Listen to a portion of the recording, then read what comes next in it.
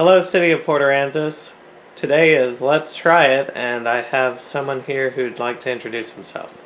Hello, my name is James, and I have an interest in medicines that were used and treatments that were used years ago.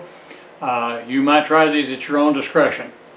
For sore throat, one of the favorite remedies was to gargle with warm salty water. If you try that one, be sure and don't swallow it because the warm salty water will make you nauseous. Another treatment for a sore throat was to take a mixture of whiskey and honey in a teaspoon and about half a teaspoon of whiskey and about a half a teaspoon of honey and take that. A third remedy for a sore throat was to take a lemon, cut it in half, put salt on it, and then eat the lemon. Those are all for a sore throat. For an upset stomach, a couple of remedies that were used for years.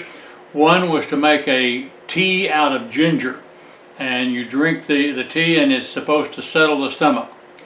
Another one that my wife's grandmother used to use was she made aloe vera tea. Now she lived in Bayside, Texas, which had really bad water to start with. And when you made aloe vera tea without water, you didn't tell her you were sick very often because, oh, it tasted bad. Puncture wounds, they had a favorite treatment. If you stepped on a nail or something rusty and cut your foot, instead of taking you to the doctor, they would simply take your shoe off, pull the nail out, and put your foot in a basin full of coal oil or kerosene. It burned like crazy, but no one ever seemed to die from lockjaw. To remove splinters and thorns,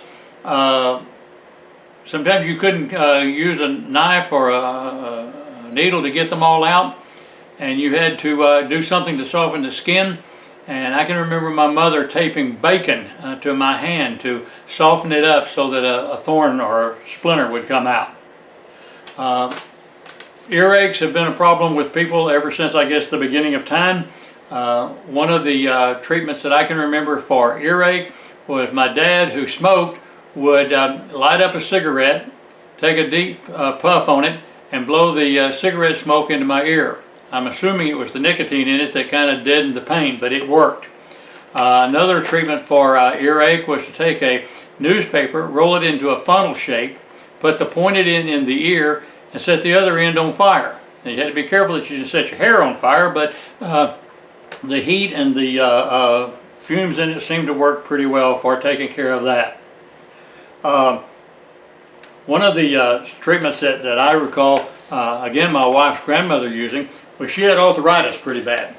And to loosen up her knee joints where she really had the arthritis, she sprayed it regularly with WD-40. Now that's not all that old, but I don't think I'd really want to use WD-40 as a treatment for arthritis. But that was her idea, and that was her way of doing things.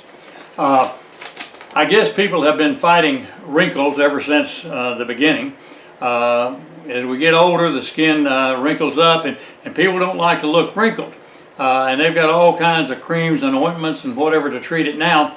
But years ago, they would take an egg and put the egg white on the wrinkles, let it dry, and then wash it off. And that was supposed to plump the skin up and take the wrinkles out. All of these are treatments that are from some of them from many, many years ago. I have a real interest in these things, and if you have a remedy or a treatment that's unique to your family or to your part of the country, if you would send it to me at jjbrewster, and it's spelled B-R-U-S-T-E-R, at yahoo.com, I would appreciate hearing from you. Thank you much for listening to me. I enjoyed making the presentation. Hope that you have a good day.